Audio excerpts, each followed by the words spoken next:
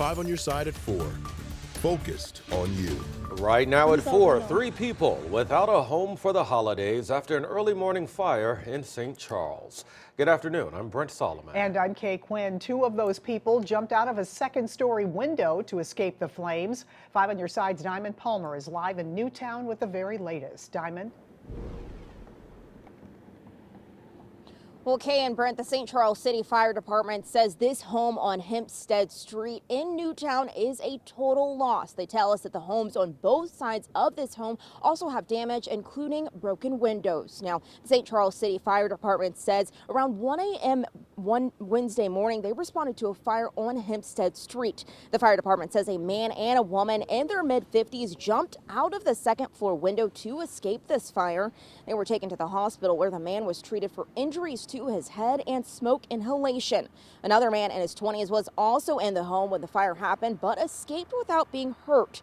The department says the biggest challenge was navigating the narrow streets, and while the cause is still under investigation, they believe they know where it started. The cause is still under investigation. The one thing I will say is they noticed that the area of origin seems to be near the Christmas tree. Not that that's what started it necessarily, but it's always one of those safety things that we talk about at this time of year. Newtown's such a close community. The first thing that you see in Newtown is everybody wants to help the family. That's already been put out.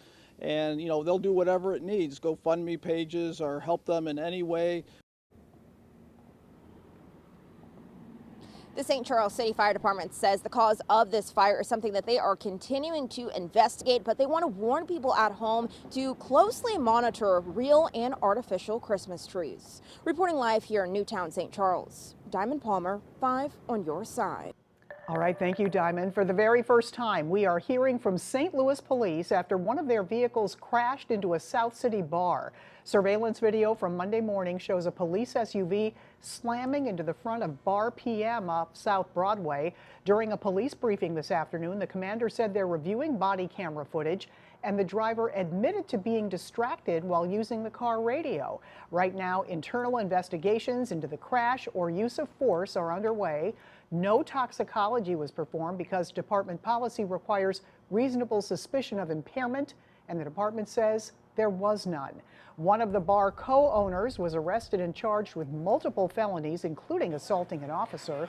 Those charges have since been reduced to misdemeanors. Bar PM reopened last night, hours after the co-owner walked out of jail.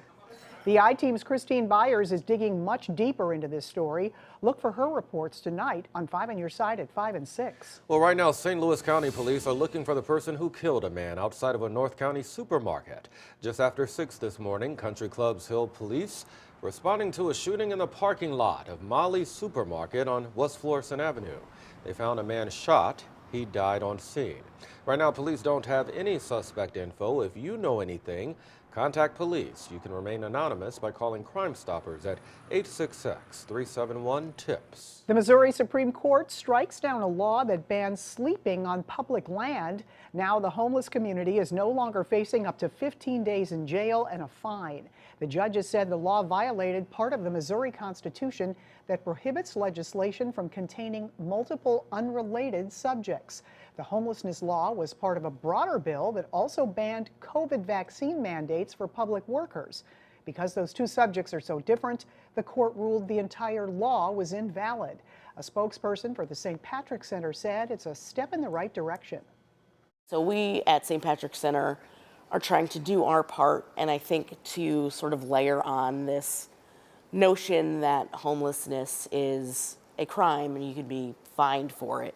It's just this additional layer of complication in a very vulnerable person's life. The lawmaker who spearheaded the homelessness provision has left office. So far, no other legislators have filed bills to reinstate that policy. Well, we are settling back into what you might call the new normal when it comes to the weather. Temperatures back in the 50s today, and most of us saw the sun. Chief Meteorologist Scott Cano now tracking what's next in the Weather First Weather Center. Well, Brent, it's been filtered sunshine at times today as those clouds continue to roll in, and they've been a little thicker in spots at times. But what's next? Well, it's this system that's out in the Pacific pushing onshore into California with rain and mountain snows. That's our Christmas system coming in for Christmas Eve and Christmas Day. Before we get to that, we have to deal with this. The moisture spinning out of Mexico and in across the Four Corners region. That continues to head our way, and that impacts us as we head into Friday with rain chances. Right now, a partly sunny to mostly cloudy sky. Again, a lot of high clouds around St. Louis. That's what it looks like live in O'Fallon. We've been in the upper 40s to mid 50s. Chesterfield's at 57, so is Rolla still. 51 in St. Charles at Scott Air Force Base as well. Temperatures a little farther to the east are in the 40s. Clouds continue increasing. Rain in the form of showers likely on Friday, again on Sunday and into Monday, which means it's a wet, not white Christmas. We'll see in a few minutes. We'll track things for you as we head towards the weekend, Brent. All right, Scott, we'll see that. Now to a ballot bombshell. Colorado Supreme Court rules former President Trump's actions in the run-up to the January 6th Capitol attack disqualify him from being on the state's primary ballot. The Trump campaign is now vowing to appeal to the U.S. Supreme Court. As NBC's Alice Barr reports, the High Court justices must now decide quickly if they'll hear one. An explosive ruling from the Colorado Supreme Court barring former President Trump from the state's 2024 primary ballot because he, quote, engaged in insurrection in trying to overturn the 2020 election is setting the stage for a U.S. Supreme Court appeal that could decide his eligibility in all 50 states. Mr. Trump calling it a sad day in America as even his Republican primary rivals came to his defense. I do not believe Donald Trump should be prevented from being president of the United States by any court.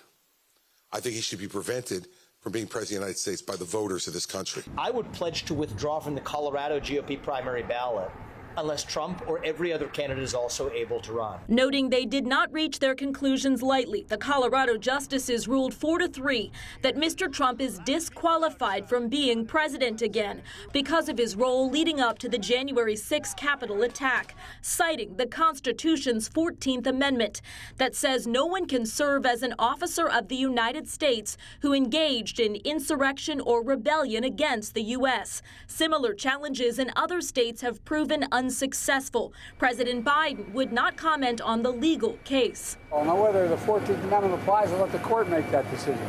But he certainly supported an insurrection. There's no question about it. Former President Trump is already fundraising off the Colorado decision that his campaign called politically motivated and completely flawed. The ruling is on hold as the Trump team vows to appeal. The Trump legal team has until January 4th to file an appeal. It's not clear how quickly the U.S. Supreme Court could take up the case. Colorado's Republican presidential primary is set for March 5th. In Washington, Alice Barr, NBC News. Could Israel be ready to negotiate another ceasefire? The signs another pause in fighting could be in the works. And a television news helicopter goes down while on assignment. What we're learning about the two who were killed doing their jobs. Paying tribute to Ruby Lee, what the teen singing sensation is telling her fans after a second-place finish on The Voice.